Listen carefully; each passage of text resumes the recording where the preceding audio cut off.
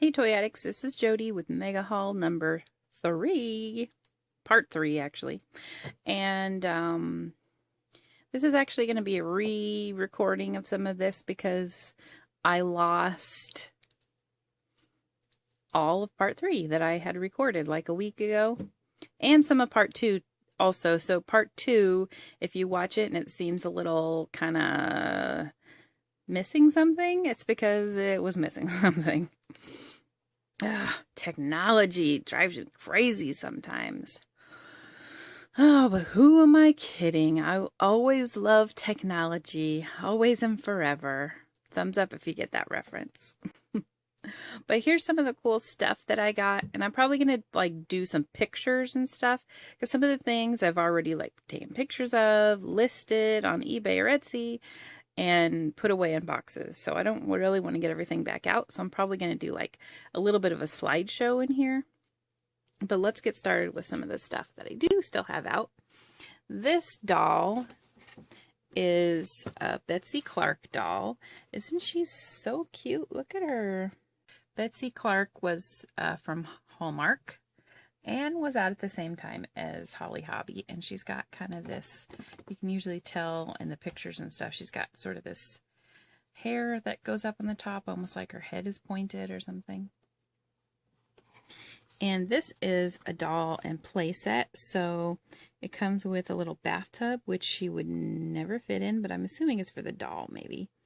And her doll, I mean, this little fella right here. Or little lady right here, I guess. And a rubber ducky, and a brush, and some towels.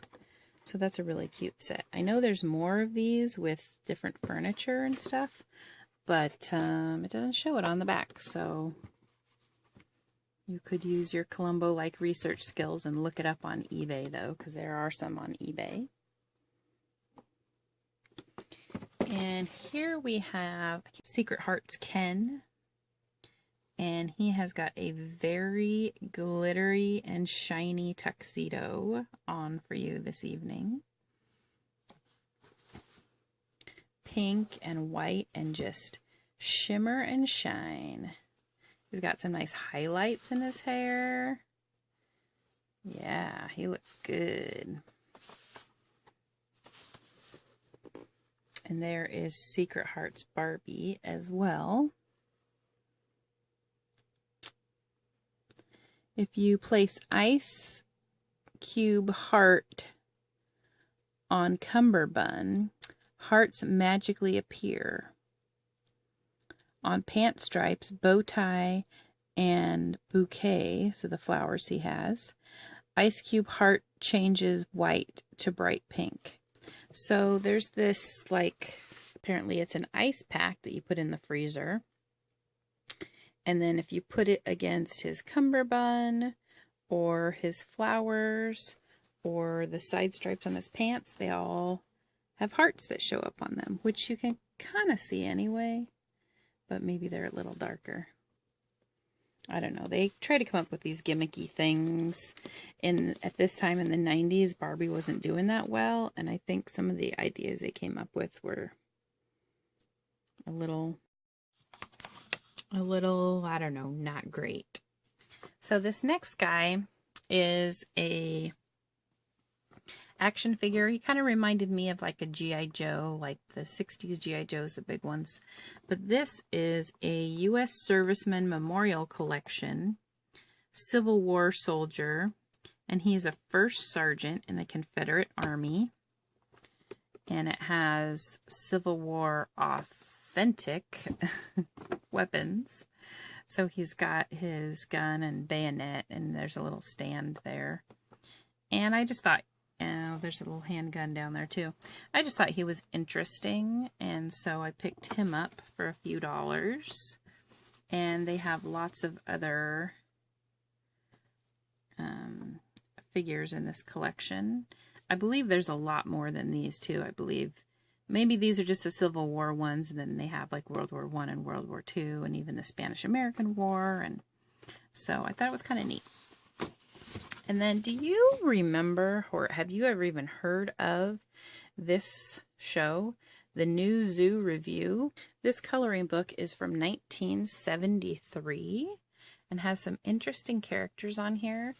I very vaguely remember watching this, but I really don't remember much of it at all.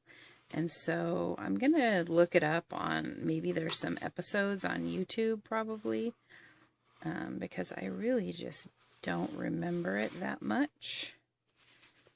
Although I asked my mom about it and she was like, oh, you guys loved that show. All right, next up here we have a Mattel Baby Beans doll. These are from the 70s as well. She needs a little cleaning up. But I've seen a lot of these before, and you may have noticed these before. They usually have pajamas on. They usually are like in a yellow or pink or blue pajamas, and then they have 3 little pom-poms down the middle. This one's a little bit different because she's in a dress with a little bonnet that has a little red rick-rack on it. And yeah, it's real cute. I got a couple of books that are like Punch-Out games and stuff. This one's Punch and Judy, Punch-Out Puppets, Stage, and Scripts.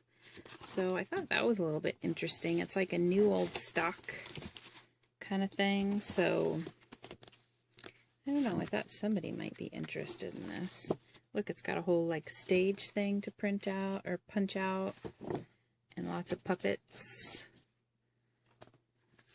I like the police officer and the alligator. They look pretty neat. And then there's another one that's finger puppets. So these guys are, I don't know, like, you know, in preschool, you play with little finger puppets and stuff.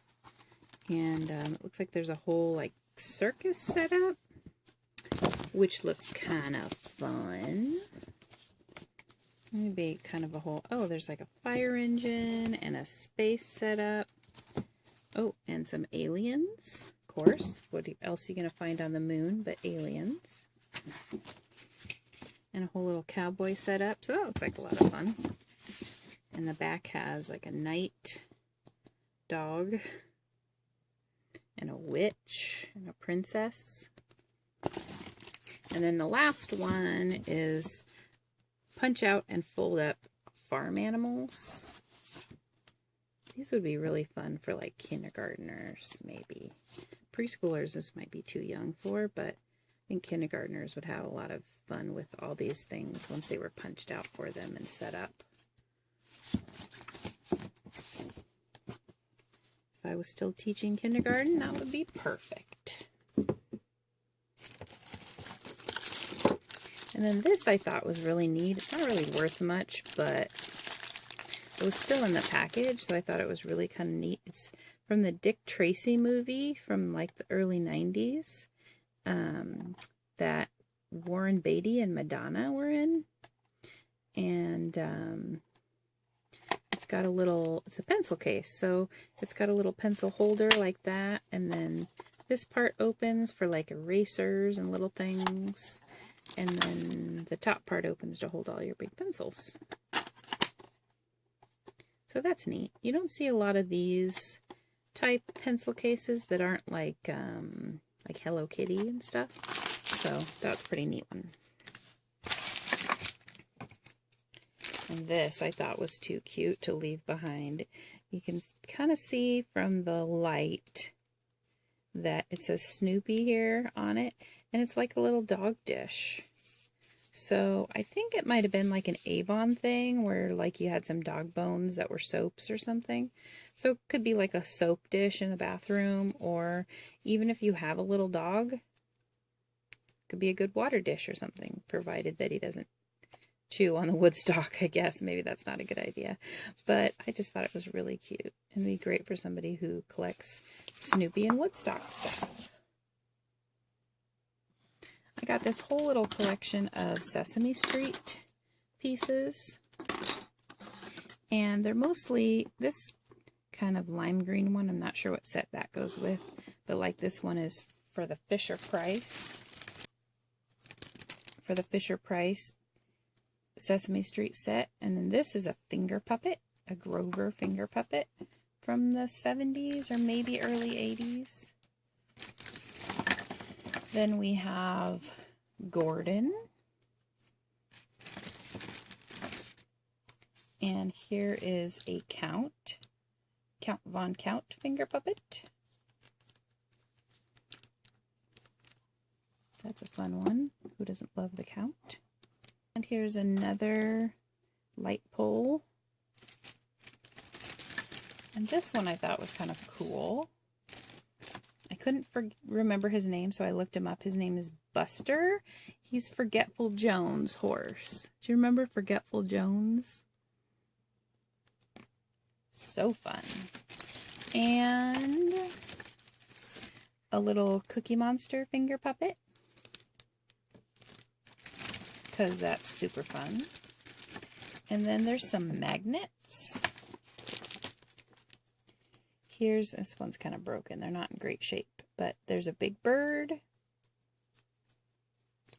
There's Roosevelt Franklin, the Count, Ernie, and Oscar. But if you look at these closely, you notice they don't look the same as they do now. Big Bird's eyes are a little more closed. The Count, he's not quite as purple, and his eyes are a little different. Roosevelt Franklin is just a character you don't see anymore. I think you stopped seeing him sometime in the 70s or early 80s maybe. And then Ernie, I think, has blue pants now, right? I'm not sure. But anyway, so you can tell these are pretty early, sometime in the 70s most likely, just by the way that the characters look different. And then the last one in that bag was this little Mr. Hooper. So you've got to be a kid of the 80s to remember Mr. Hooper. The little store that they shop in that Maria runs, I think Maria still runs it on Sesame Street, used to be run by Mr. Hooper. It was called Mr. Hooper's Store. And Mr. Hooper was the subject of a very famous episode on Sesame Street where the character who played Mr. Hooper actually died in real life, and instead of just kind of ignoring it or pretending he moved or something, you know, it's Sesame Street, they're teaching kids about things, so they decided to try and teach kids about death by telling Big Bird that Mr. Hooper had died. So this is something you can look it up on YouTube. Saddest thing ever. And what's worse was last year at the Rose City Comic Con, the person, Carol Spinney, who plays Big Bird and has played Big Bird since the beginning. He's been in the Big Bird suit for 40 some odd years. He basically went through and did the whole scene in Big Bird's voice and everything at his panel. And I'm telling you that everyone in that room was in tears. Every single person in that room was crying as he's going through this scene.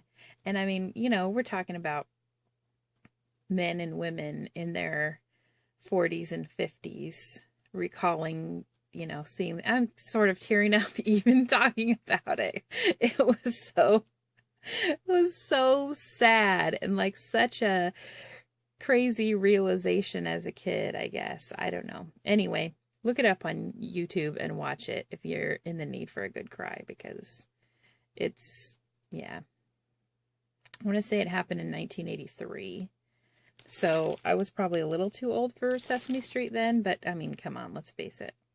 I never stopped watching Sesame Street. I was still watching Sesame Street every day when I was in high school. All right, next bag here we have are some super fun Marx. These are some super fun Marx Disney characters.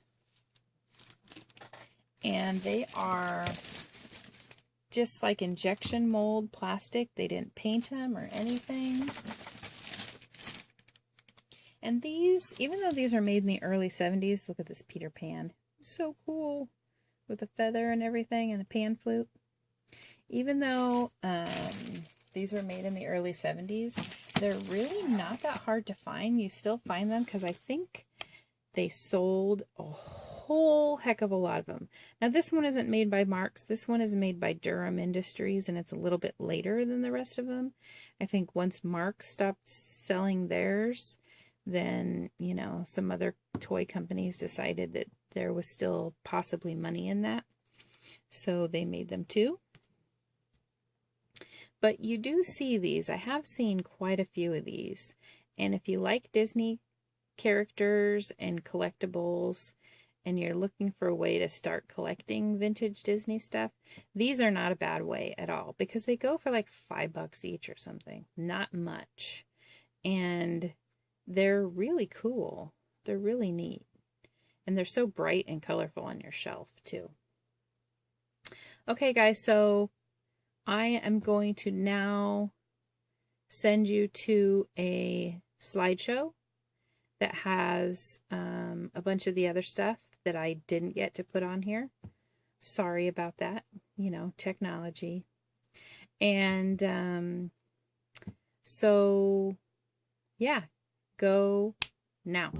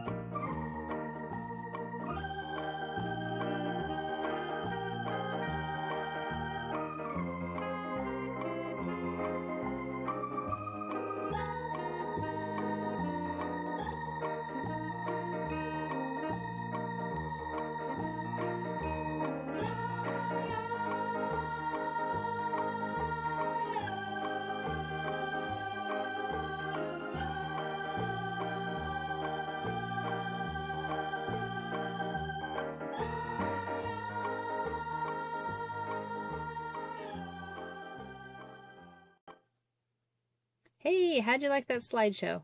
Those are some awesome things, right? Super excited about some of that stuff. Thanks for watching, guys. Make sure and like, comment, and subscribe. Comment. Please comment. Did you have one of these toys? Did you find one of these things interesting? Did you remember that show, the new Zoo Review? Do you remember Forgetful Jones? Or that horrible moment when we found out Mr. Hooper died? Ugh. Thanks for watching, guys. I'll see you next time.